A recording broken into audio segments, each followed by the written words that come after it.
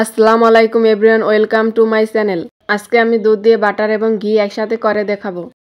চুলায় একটি পাতিল বসিয়ে দিয়েছি 1 লিটার লিকুইড দুধ। 1 লিটার দুধ দিয়ে বাটার এবং ঘি তৈরি করে দেখাবো। দুধটাকে কিছুক্ষণ জাল দিয়ে বলক তুলে নেব। দুধ জাল দেওয়া হয়ে গেলে নরমাল ফ্রিজে রেখে দেব 3 ঘন্টার মতো। দুধ নরমাল ফ্রিজে 3 ঘন্টা রেখে পুরোপুরি ঠান্ডা করে নেব। ফিরে আসছি 3 ঘন্টা পরে। দুধ ফ্রিজ থেকে বের করার পর নরমাল তাপমাত্রায় নিয়ে আসতে হবে। 30 মিনিট আগে দুধ ফ্রিজ থেকে নামিয়ে নরমাল করে নিয়েছি। ফ্রিজে রাখার কারণে উপরে মোটা করে একটা সর জমে গেছে। এখন এই সর সহ বোতলে ভরে নিব। ঘি করার জন্য একটা খাসকাটা বোতল নিয়েছি। আপনারাও চেষ্টা করবেন এরকম খাসকাটা বোতল নেওয়ার জন্য, তাহলে বাটার খুব তাড়াতাড়ি জমে যাবে। সমান বোতল হলে সেক্ষেত্রে বাটারটা জমতে একটু সময় বেশি লাগে। 1 লিটার দুধের জন্য আমি 2 লিটারের একটা বোতল নিয়েছি। আপনারা যদি 500 গ্রাম দুধ দিয়ে করেন সেক্ষেত্রে 1 লিটারের একটা বোতল নেবেন। যে পরিমাণ দুধ দিয়ে বাটার করবেন তার ডাবল সাইজের বোতল নিতে হবে। যত জোরে জোরে জাকি দিতে পারবেন তত তাড়াতাড়ি বাটারটা জমতে শুরু করবে। এই কাজটা ছোট বাচ্চারাও করতে পারে, খুবই সহজ এটা বানানো। দেখুন 10 মিনিট জাকি দেওয়ার পরে বাটার জমতে শুরু করে দিয়েছে। পরিষ্কার দেখে একটা বোতল নেবেন। এই দুধটা ফেলে দেওয়া হবে না, এই দুধটা পরবর্তীতে কাজে লাগাতে পারবেন। দেখুন বাটার পুরোপুরি জমে গেছে। আমার এই কাজটি করতে মোট সময় লেগেছে 20 মিনিটের মতো। আপনারা যদি ফ্রিজ থেকে নামিয়ে সঙ্গে সঙ্গেই করেন সেক্ষেত্রে সময়টা বেশি লাগবে। ফ্রিজ থেকে নামিয়ে দুধটাকে রেখে দেবেন, ভালোভাবে নরমাল করে তারপর করবেন, তাহলে খুব তাড়াতাড়ি হয়ে যাবে। দেখুন কতটা পরিমাণ বাটার জমা হয়ে গেছে। এখন আমি একটা পাতিলে ঢেলে নেব।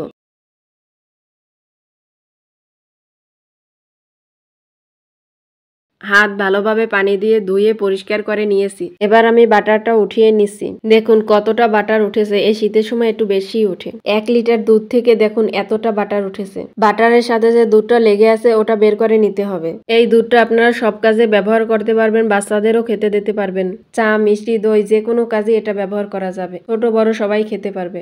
এই দেখুন আমি 1 লিটার দুধ দিয়ে কতখানি বাটার উঠিয়েছি। এবার আমি বাটারটা ধুয়ে নেব। তার জন্য একটা বাটিতে পানি নিয়েছি। পানিটা ঠান্ডা করার জন্য দিয়ে দিলাম 1 টুকরা বরফ। বরফ পানিতে যদি করা হয় তাহলে এটা গুলে যাবে না, জমাট বেঁধে যাবে। আর বোতল দিয়ে যদি আপনি এভাবে করেন তাহলে সরাসরি ঘি করে নিতে পারবেন। খুব ভালো করে ধুয়ে নিচ্ছি আমি।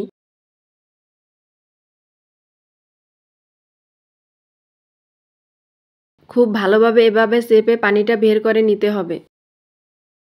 দেখুন আমি বাটারটা ভালোভাবে ধুয়ে সম্পূর্ণ পানিটা ঝরিয়ে নিয়েছি। এটাই হচ্ছে বাটার। এখন আমি এটা 30 মিনিটের জন্য ডিপ ফ্রিজে রেখে দেব। 30 মিনিট পর বের করে কেটে দেখাচ্ছি। দেখুন বাটারটা কত সুন্দরভাবে জমে গেছে। দেখুন বাজার থেকে আমরা যেভাবে বাটার কিনি ঠিক সেভাবেই হয়েছে। আর কালারটাও দেখুন কত সুন্দর হয়েছে। দেখলেন তো কত সহজেই বাড়িতে বাটার বানিয়ে ফেলা যায়।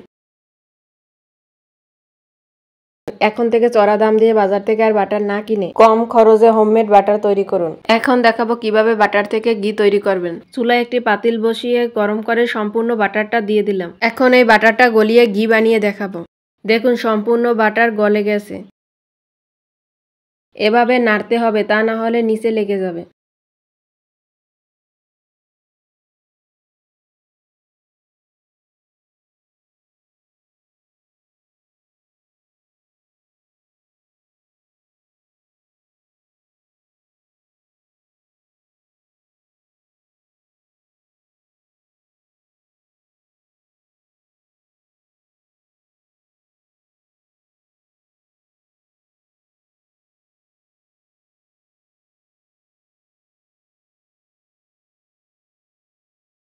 ঘিটা যদি আপনারা সঙ্গে সঙ্গে খেতে চান তাহলে এ পর্যায়ে নামিয়ে ফেলতে পারেন। আমি এটা বেশি দিন সংরক্ষণ করে রাখবো, তাই এটাকে লাল করে নিব। হয়ে গেছে, এখন চুলা থেকে নামিয়ে নিব।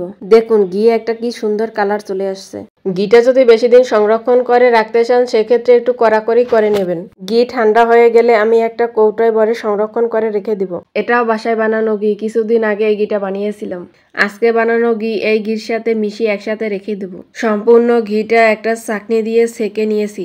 দেখলেন তো কত সহজেই বাড়িতে ঘি বানানো গেল। আশা করি আজকের রেসিপিটি আপনাদের কাছে ভালো লেগেছে। ভিডিও ভালো লাগলে অবশ্যই একটা লাইক করে দিবেন।